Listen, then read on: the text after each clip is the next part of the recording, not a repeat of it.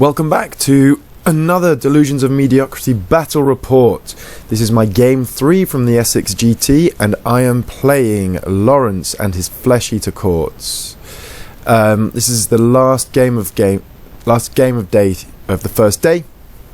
Never played Flesh Eater Courts before, so I was a bit nervous. Here are our lists though. So it wasn't a Gristle Gore list, which was most important. My army is much the same as from game 1 and game 2, so please go check out game 1 if you want a bit more of a breakdown. Lawrence's army, he had a Archregent. I'm not really sure with what a lot of his stuff did, because it didn't really come into it loads. He had a Ghoul King on Terragoose, a Cryptghast Courtier, a Crypt Infernal Courtier, 6 Flayers, 20 Ghouls, 3 Crypt Horrors, 30 Ghouls, the King's Ghoul Battalion, which does a thing, yep, definitely a thing, and the single most annoying 50-point spell I've ever encountered is the Chalice of that word. Right, so after deployment, this is where things are. We've got 1, 2, 3, 4 objectives. Lawrence has split his forces. He's got his flying contingent over up here, and his ground troops just basically swamping this, going, come at me, bruh. I've popped my Eternal Guard down in this forest, and they're just going to sit there, form a shield of pikes, and hold that for me. I've put my 2 units of eels down here in the centre so I can react wherever I can. Again, the Marty Corps down here, and we'll just see what we can get done. Again, I think terrain is a thing, and we either forget to use it, or it doesn't really come into this too much. Yeah, Lawrence has first turn. I flipped the tides because it's the last game of the day, and looking at this, especially in the matchup, I'm not going to grind him out, so I'm just going, fuck it, let's see what we can do, because I figured that he doesn't have a whole lot to screen with up here, and I measured it out before I decided, and this wasn't too much of a difficult charge for me. Oh, and you'll also notice that, as per usual, I put the Soul Scryer with the pointy stinky finger of doom and the Achillean King off in the Ether Sea. I'm finding that works really well because of the King's smallish footprint. It's actually quite difficult to shield, to screen off completely against a small strike force like that. Right, so into Lawrence's first turn. He casts a spell, the Ferocious Hunger on them, so they get plus 14 million attacks approximately. Now he's pushed up. Over here he's been quite defensive because, well, he wants to hold this objective. And here he did look, with no run and charge, his charges from getting, if he just moved them up and tried to get into my line, would have been quite tricky for him, and he had to leave something back here because he knew I had my strike force that could come in, clear off smaller units that he left back here, or if he overcommitted here, I could take him off and then send my units back, I think. So fairly cagey, and I think he also underestimated just how quick the eels can be. So anyway, that was his turn 1. My turn 1, I've got my 2 command points. Now here we go. I decide YOLO.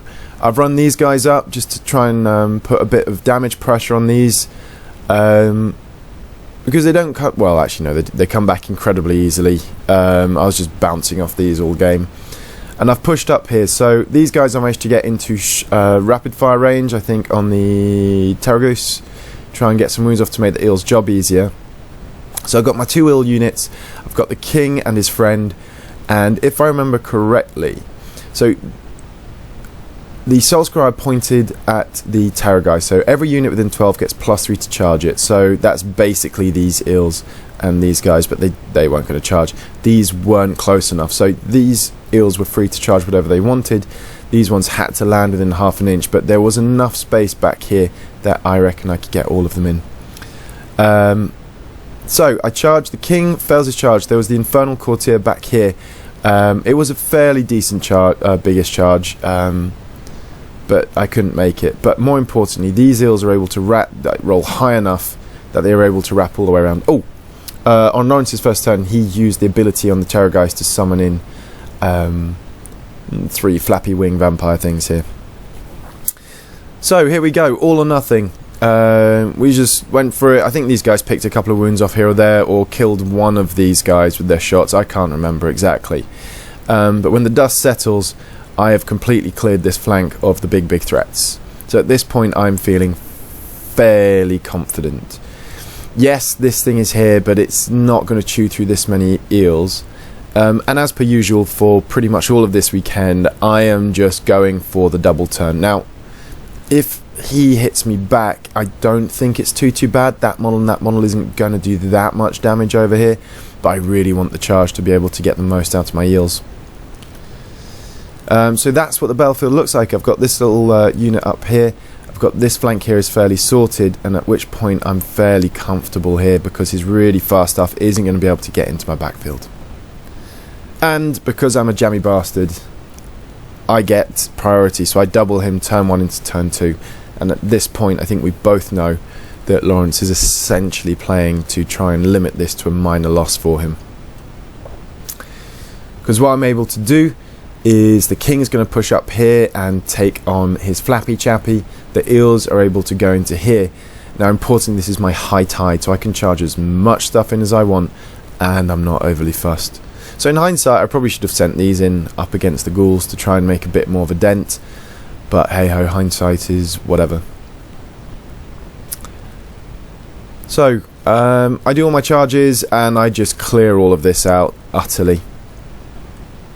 And we go into Lawrence's turn 2. I think my archers killed a few ghouls, which he's about to bring back, so they come up on a 2-up or whatever it is. Now this thing here, right, so in his turn 2 he summons this. Now, what the actual hell? So part of his big plan, his plan to hold this side is this thing. Oh my god, right. The chalice, if you don't know how it works, is for any model that's killed within, I think, 12 inches of it, it gets a charge, and at the end of the turn you roll a dice for every charge on it, and on a 4-up he gets to bring a model back, or a 1-wound model back. And oh my god, did it get some work done. He decides enough is enough. He wants to take some names, so he's pushing these up into my archers, and they charge in and predictably just... So he doesn't. It's actually not too bad on the first attack, but then he's able to use the command point ability to get them to strike again, because his general is here, and just obliterate them. So that's 15 charges on there. I would have killed a few of these before he gets to strike me, and then he just wipes them out. And at the end of his turn, he uses this to get all the stuff back. So I win priority going into turn 3. And I decide, well, I can try to get a major victory, but it's going to be tough. At some point he used his general's ability, I think last turn, to bring up another blob of 20 ghouls. As you can see, another stupendously blurry action shot from my amazing photography skills. So these eels here, really I should have got them into the fray. I don't know why I was so worried. I left them here on the objective, forgetting that, oh, it's okay, I've tagged it, so I should have just pushed them in and gone for an all-out assault over here, but, you know, I didn't, so yeah, there's that. I pushed my eels up here into his big unit. The man with the finger is here to help everyone charge.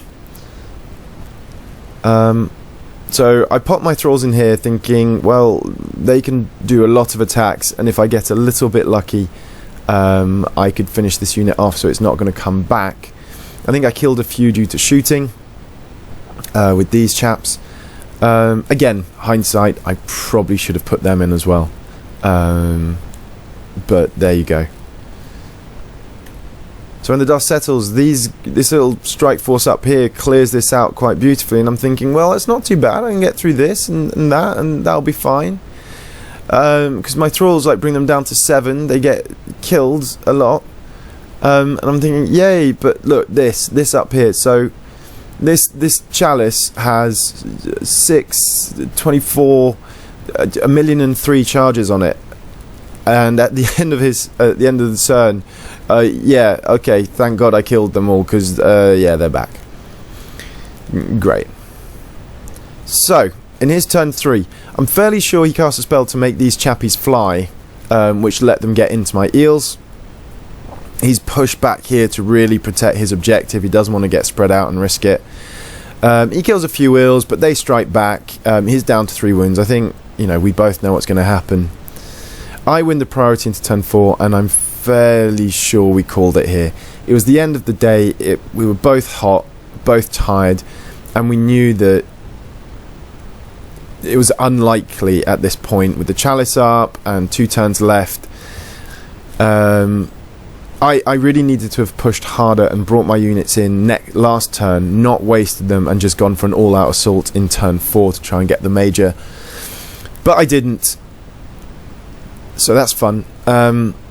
So we have a look at the board today, and we just both agree that, yeah, we'll just call it there. We worked out the kill points there and then as what had been killed. And I think we just, yeah, I just pushed back. Went away. He just looked at it and said, look, I'm not going to come after you. So we just called it there. So a minor victory for the Deepkin, but a victory nonetheless.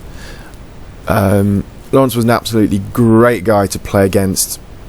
Like, despite us both, I think, being quite tired and really warm at that point,